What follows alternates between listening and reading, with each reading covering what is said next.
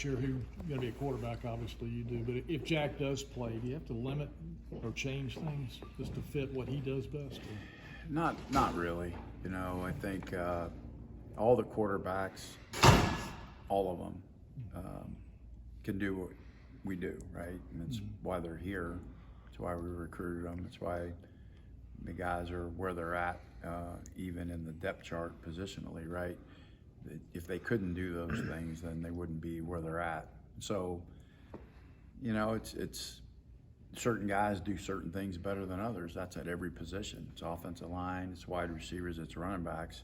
But you trust them to go in there and run the offense and execute. And so, you know, that's always the expectation. I'm very, very hard on the quarterbacks about that because they're always one play away from playing.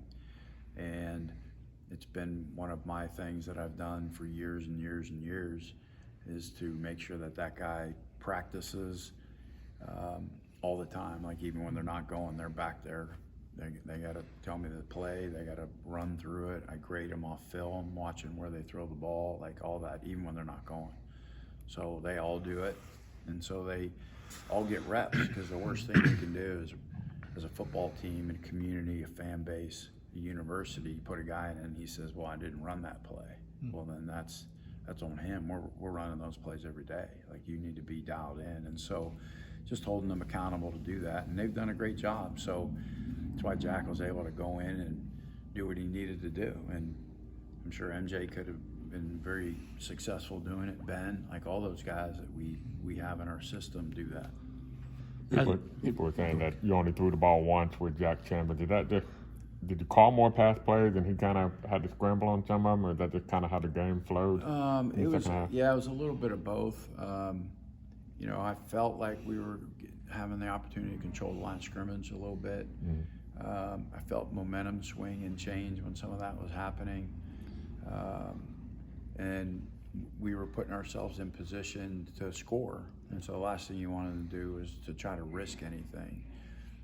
Again, I hold those guys accountable to take every rep, but they're physically not throwing it, and they're physically not always seeing the coverage. So sometimes you get a little bit like, oh, does he feel good about this play or not? You know, that type of thing. So is it better too that if it is Jack and he's got a lot of experience and going into maybe a hostile environment as opposed to maybe somebody that hasn't played as much as him? Does that help quite a bit? Yeah, I mean, I think, I mean, that's a pretty obvious statement in terms of like anybody that's played a lot of football and been, I mean, the guy's played in Georgia, you know what I mean? So to go play in a dome in Syracuse in a hostile environment like that, he's at least had opportunities in his career that he had to go do that, and the other guys have not yet. But again, if those guys happen to be guys that are playing in the game, then those are the guys that are playing in the game.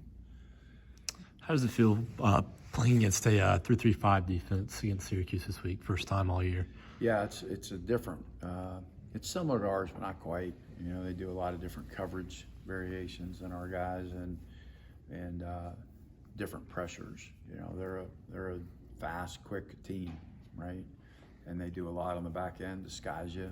You know, it's one of the things you got to spend a lot of time watching film to try to figure out coverage and the things they're trying to do. So they've done a good job. They're playing with a lot of confidence right now. It's a good defensive football team.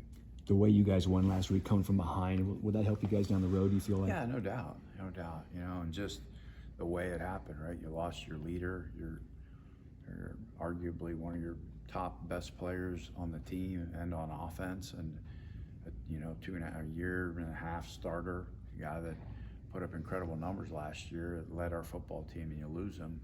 That hurts, you know, and you're losing when that happened. And to have Jack go in and the guys rally around him on both sides of the ball, our defense played unbelievable, and offensively our guys just kept swinging, you know, and kept pounding the rock, and eventually we were able to break through. I think it was a great testament of what this football team's character is about.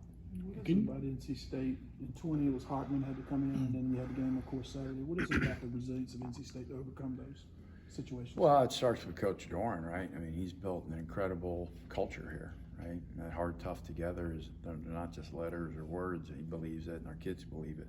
And things are hard, you know. Life's tough, and We got to do this thing together, right? And so that's what it is. And it's last year we had defensive guys hurt. 2 years ago we had a bunch of offensive guys hurt. And guys just keep stepping up. Delbert Mims had to come in. Look how he ran the ball. He was awesome. He just stepped up, right? And did his job.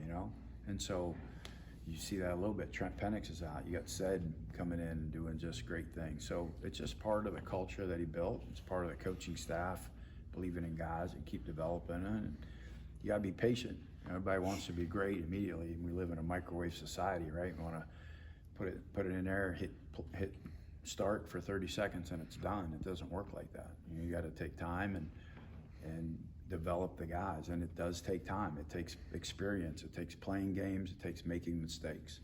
You just try to limit them as best you can. With the offensive coordinator, what was the Leary injury like for you? Sitting up watching and I guess hoping and everything else that was going on. Yeah, I mean the biggest thing is you never like to see anybody hurt, right?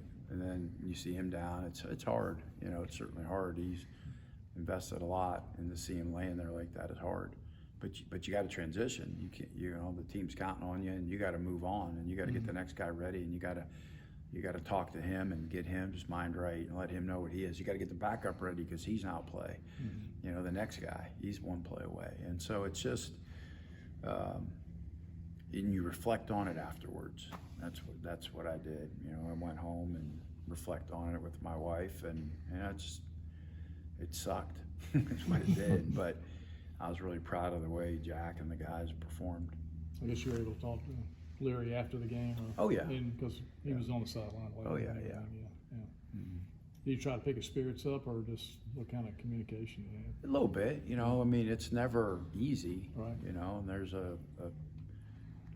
uncertainty a little bit and uncomfortability, right? Going through rehab, so it's just different. But on the same token, like he's very positive, very upbeat, very encouraged, and it permeates through the team. You can feel that.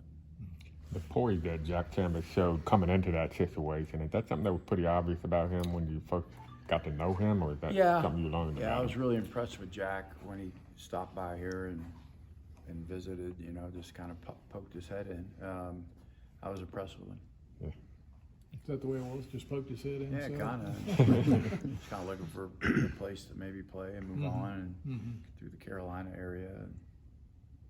Yeah. Is that good, guys?